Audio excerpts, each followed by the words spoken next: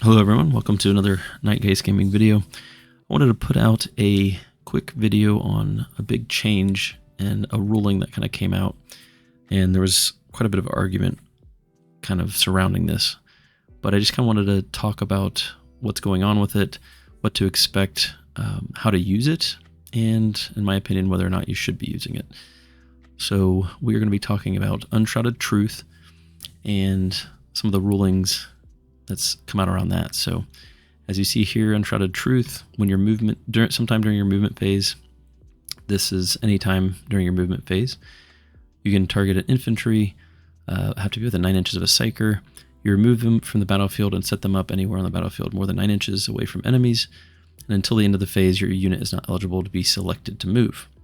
So a few key things here. This specifically says when what you're targeting, that the unit has not been selected to move this phase and is within 9 inches of one or more friendly psyker models. So those are important things to remember. So there was a ruling, WTC, as shown here. It's been discussed, and they basically said the timing of the strat is valid. You're allowed to use the strat and abilities that are in your movement phase in all parts of the phase. The phase doesn't move on immediately once the last model is put down of your reinforcements unit. And so they're saying that the ability can be used all the way through your movement and including on units that have come in from reserves or deep strike. Same thing from UKTC. Can the stratagem Unshrouded Truth be used in the reinforcement step of the movement phase? Their answer is generally no. There is no hard restriction on this, but the target eligibility criteria will not be met, as all eligible units must be selected to move in the movement phase, even to remain stationary. The exception to this is a unit that's arrived from reserves at phase, and while they count as having made a normal move, they have not been selected to move and so are eligible for the stratagem target condition. Because the target condition specifically, I'll bring this back up here, is that it has not been selected to move. And even though, as we can look here, I'll pull up some of the aspects that kind of surround this. So when you look at repositioned units here, rules enable units to be repositioned by removing them from the battlefield and set them back up on the battlefield. Units that use such rules are known as repositioned units, and the points below always apply to them in addition to any other rules that can affect that unit, such as where they can or cannot be set up. So the number one bullet here is if used in the movement phase, such rules can be used on units that arrived as reinforcements this phase, and can be used on units that have already been selected to move. Now, we can ignore the second part of that sentence because Unshrouded Truth specifically says that you cannot target a unit that has already been selected to move. But if we look at the first part of that bullet, it says such rules can be used on units that have arrived as reinforcements this phase. So that's kind of giving us the ability to select them. Now, when you look at what count as having made a normal move means, here's the ruling on that, and this is in the like the updates and commentary if you want to look for this. But it says reserve units always count as having made a normal move in the turn they're set up. But note that it doesn't say that they have been selected to make a normal move. It just says that they count as. It's simply to clarify that they cannot move further in the phase but have not remained stationary. So they're basically saying that the reason for this is to show that you can't bring in like heavy weapons out of reserves and have them remain stationary so they can get the +1 to hit. It says specifically such units have not made a normal move, however, so their arrival doesn't trigger stratagems or abilities that are used after a unit makes a normal move. And this would be like if you brought in Baharoth and the Hawks outside of 6 inches of Rangers, for example, you couldn't do a reactive move with the Rangers because they have not made a normal move. And so it's saying specifically that they have not actually made a normal move. They just count as for the purposes of mainly remain stationary. And so this is building the case of why you can use this on the Swooping Hawks, as we'll get to in just a moment. So positioning and movement, this talks about transport specifically, but it again kind of just reinforces that the disembarking unit and units coming in from reinforcements and units coming out of transports are often have similar rulings, and so it's showing that the unit has not made a normal move. It only counts as having made one, and this just shows that there's a delineation between having made a normal move and counting as having made one. And then I wanted to pull up one more rule here, that rules that specify they take place at the end of the phase step only take effect after any other rules would take place.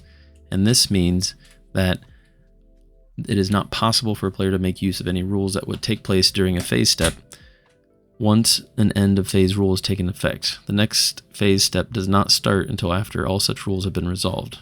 So basically what that means is you cannot do Uncharted Truth after your opponent does the rapid ingress, because rapid ingress specifically is at the end of the phase. And so as soon as that happens, the phase is over. And so you can't do an Uncharted Truth after rapid ingress. But there's nothing saying that you can't do it after you bring in a unit from reinforcements. And so if we look at what that means on Tabletop Simulator here, if we have a target like the Deathwing Knights here that we want to apply some mortal wounds to, or these tanks or whatever it might be, if you drop in the Hawks, basically the rule for their grenade stratagem is just you have to get at least one model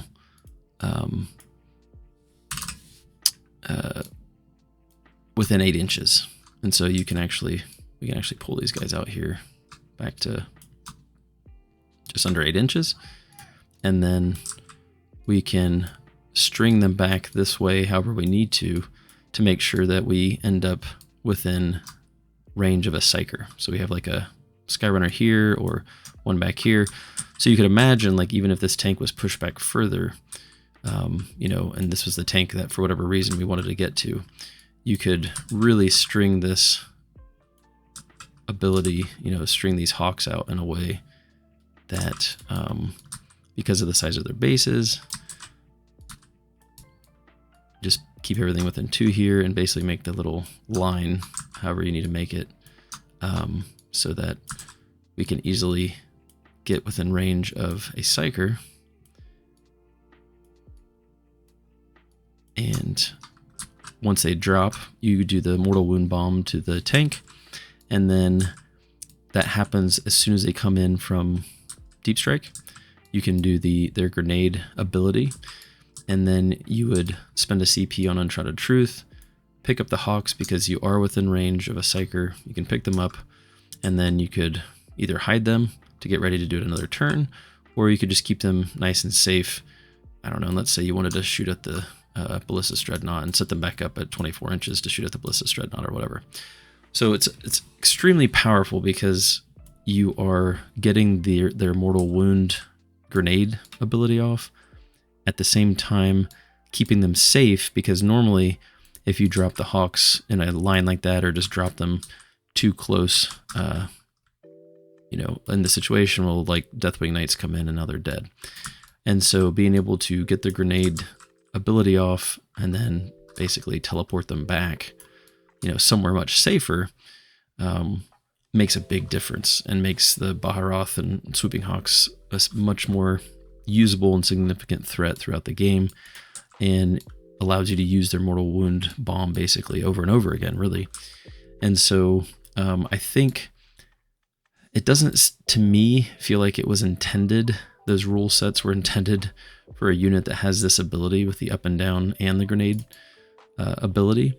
And so it's very specific to this unit because you have to have Baharoth to drop within, so you can get to that 8 inch, because otherwise you have to stay outside 9 and you can't do the Mortal Wounds. So you have to have Baharoth, and the more Hawks you have, the more dice you get to roll. So with like 10, you get to roll 10 dice because Baharoth doesn't count as a Swooping Hawk for whatever reason. But I feel like this is somewhat of an oversight, possibly. And I think Uncharted Truth is already a very good stratagem. And I have a feeling that this may be nerfed, because not only can you do this, and I guess just to point out, I would not do this in casual games. This is a pretty feels bad in casual games. This is really going to make you look like a tryhard. But it is legal in tournament games for the most part right now. I don't know if GW has made a ruling on it, but UKC and WTC both have already said that they allow it. And when you look at the rules, it really does seem like specifically it would be allowed. And I don't know about using it outside of tournaments. I feel like it's kind of a feels bad. And I also, again, feel like it will eventually, they'll kind of fix it. Hopefully they don't nerf Uncharted Truth completely. I'm hoping they just take this specific situation and add a little blurb basically saying that you cannot do Uncharted Truth on a unit that's come in from reserves, just so they can get out of this issue, because it just makes this very strong. I mean, there is the downside if you have like Malgan and Reapers. Now you can't Uncharted Truth them. You know, let's say you wanted to Uncharted Truth them to get them over here to get this angle or something. Now you can't do that. So there's a little bit of opportunity lost there. But when you think about how strong, on average, 5 mortal wounds, but up to 6 mortal wounds, and then being able to spend a CP to basically you get to pull that off and you get to keep your Hawks safe, and you could do it turn after turn, because as soon as you do that on your next turn, you could just bring them down again, do another 5 mortal wounds. Maybe this turn you don't care about getting them safe because you figure you're gonna, you know, you move Mog and Raw up here and finish the Blissus off, whatever. And so you're not afraid of anything really taking these out. And so you can Uncharted Truth something else or whatever. And so it just really makes this unit very powerful. But while it is working this way, from another standpoint, something that's kind of interesting, with Fuegan and the Fire Dragons, one issue is when they come in from strat reserves. Because this is something I haven't seen anybody really talk about, so I just wanted to point this out too, that as of right now, in like a tournament play, this is kind of a situation that could happen. But let's say your opponent has some vehicles here, and your Fire Dragons have to come in from reserves, and I don't know, let's say they're just pretty sufficiently screened out with, you know, whatever it might be, to where you can't effectively get Fuegan and the Fire Dragons to advance and be able to get anywhere to where you could actually, you know, out here.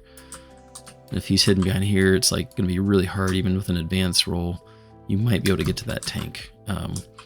But I don't know, if they had a unit that was even just a little bit further pushed forward, like these guys were sitting here or something, and just whatever it was, pushed you back to where you can't really get to these tanks in the center. What a lot of times you will do is rapid ingress them, you know, let's say back here or something. And again, it's kind of risky on whether or not you could get them in range. And so you could rapid ingress them, and then on your turn you could Uncharted Truth them and get them, you know, just outside 9 to do the be in melter range, or basically just within 12, to get your Exarch and Fuegan in melter range. But the other option to do is, as opposed to doing it in your opponent's turn, because let's say, I don't know, maybe you don't have the CP to do rapid ingress, maybe you did an Overwatch and so you can't rapid ingress. Well, now on your turn, you can bring Fuegan and the dragons in from reserves near a Psyker, and then still cast Uncharted Truth on them, and then do it anyways. And this way you can get them into the middle of the board almost as if they have Deep Strike, as opposed to having to come in from the side and hoping you can get vision of what you want. But if their vehicles are in the center, or monsters or whatever it is, you can always just bring them in from strat reserves and teleport them to target the tank. So this is another thing that would work and makes Fuegan and the Fire Dragons even kind of more scary in Seer Council. Again, I don't know if I would do this. This one I don't feel like is quite as egregious, because the Fire Dragons still end up being in a dangerous position. So it's not like this is quite as cheesy as the Hawks, but it is something that just, again, shows kind of how strong Uncharted Truth is. And this actually feels like something that Uncharted Truth would be, like the way the rules are currently, this feels like something that maybe, you know, is okay. Like it would be okay for this situation, because again, the dragons, it gives them good threat range, or the ability basically to deep strike, but it doesn't mean that, you know, they can be safe immediately afterwards, like the Hawks, and still get some big ability off. And so I don't feel like this is quite as bad, and kind of the same thing, like you could always rapid ingress them, back here, and then on your turn do it anyway. So, but now you can do it without having to spend a CP on rapid ingress and still get them where you need to get them. So we'll see what they do. I'm not 100% sure when or what they're going to do with this kind of situation, but I just want to make a quick video kind of talking about it, talking about why it's looks like it actually is, written as rules as worded. If you're following them and the way everything kind of lines up, it looks like it is how the rules are right now. And so whether or not, again, you want to use it in casual games, I wouldn't recommend it. And I have a strong feeling that it will eventually see some kind of nerf, but since Seer Council hasn't really been in the limelight, it's kind of been in the background with Aeldari kind of taking the limelight. I don't know when they're going to do anything about it, but just kind of want to put some information out there just so people know what's kind of going on with Seer Council and some of the interesting tactics. Unshrouded Truth just keeps becoming more and more interesting, I guess. So yeah, let me know if this was helpful or interesting. I mean, again, this may be something that helps in some tournaments if you're going to a GT.